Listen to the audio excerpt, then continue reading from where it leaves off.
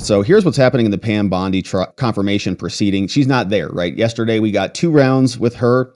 Then today, these are other individuals who are just other witnesses who are going to be explaining their take on Pam Bondi. So here's a little bit of this, Mr. Nicholas Cox.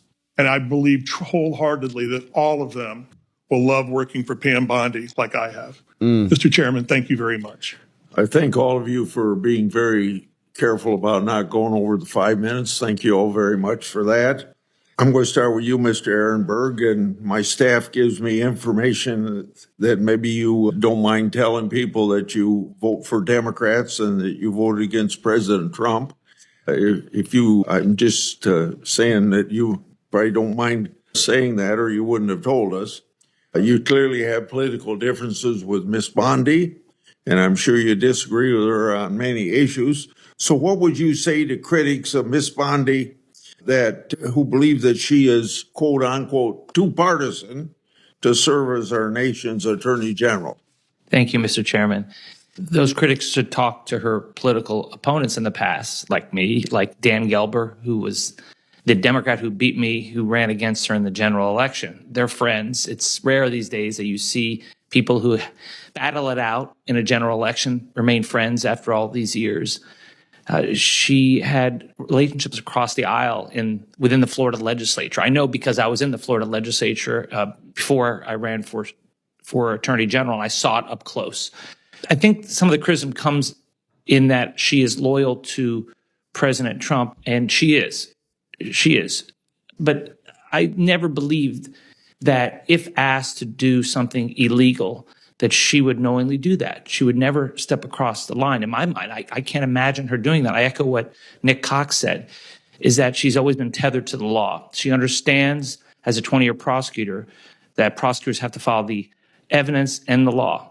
And because of her background as someone who is not a super partisan, she had never run for office before running for attorney general. She doesn't come from the world of politics. She comes from the world of prosecutors and the criminal justice system, that I do believe that she will act in a way that is always tethered to the law and will not cross that line to making purely political decisions. All right, so we can see that's what it's going to be like today. A lot of people for her, going to be some other people against her. The Democrats are going to ask the reverse type of questions to their witnesses when the time comes. Now, we also have Doug Burgum, who's going to run the Department of Interior. Here's what's happening in this hearing. Done to create youth hunting seasons, youth hunter education, make it more available. Look at his water bottle. Deer Park we've water. Also done for disabled and wounded veterans. But when we have public lands and we've got public access, the greatest conservationists in our country, and some are probably listening today, but whether it's the Rocky Mountain Elk Foundation, Mule Deer, Pheasants Forever, Ducks Unlimited, you name any of these organizations, they're the ones that raise the money that actually pour dollars into conservation in this country. Hunters, the Safari Club, all of these different groups. And of course, President Roosevelt, Theodore Roosevelt, one of the founders of Boone and Crockett. I mean, he was a hunter who also set the ethic for conservation for our country. And so these two things go hand in hand. You cannot separate hunting from the love of outdoors, respect for wildlife, and dollars that flow back into habitat and making sure that we've got the privilege of hunting for the public. It doesn't matter who you are. In North Dakota, you can get a $20 tag and go on a hunt that's just as amazing as if you were, going to Africa. I mean, it is a miracle that we have in this country, one of the few countries that has that, something we have to fight and protect to preserve. Thank you, sir. And I've only got just one other comment. President Trump is bringing to us amazing nominees. But in my book, this man, just think just for 1 second. He's super smart. His track record's unbelievable. He has experience off the chart. If anybody is the pick of the litter, it's got to be this man. He's done an amazing job, but he's got courage like you can't imagine. Is that his wife? Just think about this. He stood on one leg at the debate and absolutely with a torn Achilles And I've been a coach forever in He basketball. did? I didn't know And that. I've seen kids get a torn Achilles, and absolutely it is one serious injury. I think it's the most painful How injury you did can have, this, really. I will never know. That's what I've But read. nevertheless, I give him kudos for courage beyond belief.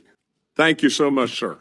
Thank you, Senator. I heard that's extremely painful. They have to like roll it back Maybe down you'll and tell us staple that it into your someday. I heel. assume it involved just biting on a leather strap until moments before you walked on the debate stand, but we can save that for another day. Senator King. Mr. Chairman, I associate myself with the comments about sportsmen. Just several weeks ago, I accepted the chairmanship of the Congressional Sportsmen's Foundation, which I'm greatly honored to do and look forward to working with you on those issues.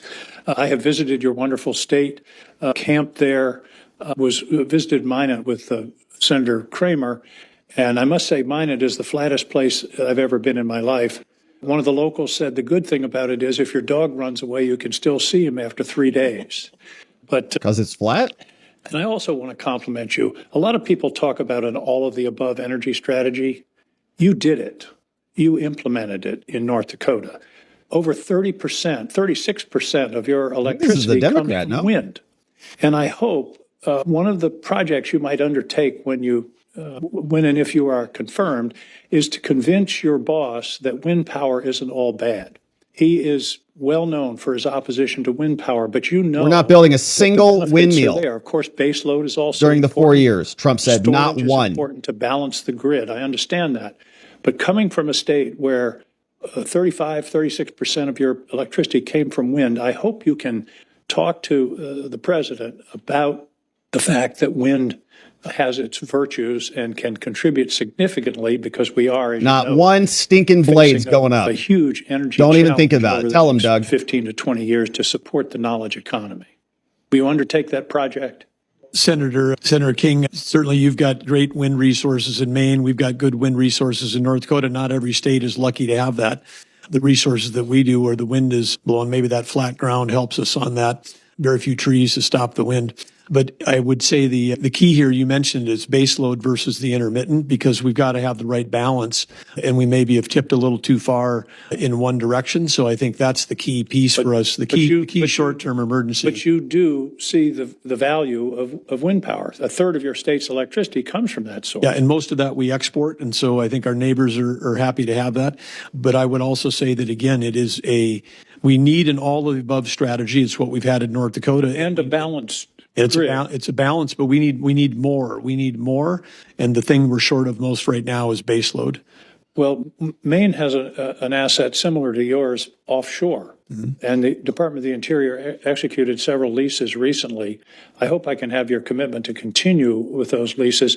They will produce enough energy for all the homes in Maine, New Hampshire. It's an enormous resource in the Gulf of Maine that can provide significant energy. As you may know, the capacity factor of offshore wind is significantly higher than terrestrial wind. So I hope that your department will continue with the projects that are already underway. Nope, sorry. Trump said no new windmills. Here's That the Interior has underway, but I'll certainly be taking a look at all of those. And if they make sense and they're already in law, then they'll continue.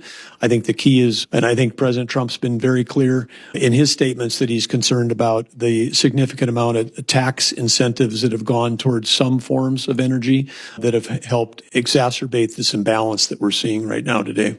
You talked briefly to all right. So let me show you what Trump said on that, and then we'll let them wrap it up. But Trump promises to end the new wind farms. And I'm pretty sure I saw a post on Truth about this. But Trump said on Tuesday, this was January 7th article, no new windmills would be built in the United States when he takes office. A direct rebuke of Joe. In a meandering news conference, they said Trump said, which was an amazing news conference, meandering. Their president is Joe Biden. He said they're throwing money right out the window. Stuff is killing the whales. We are going to have a policy where no windmills are being built. So just take it and eat it. All right. So that's what Trump said. Now we'll see what Doug Burgum does. The Democrats want more of that. And Trump obviously has a different vision for it. But we'll see if that changes at all in the next administration. I doubt that it does.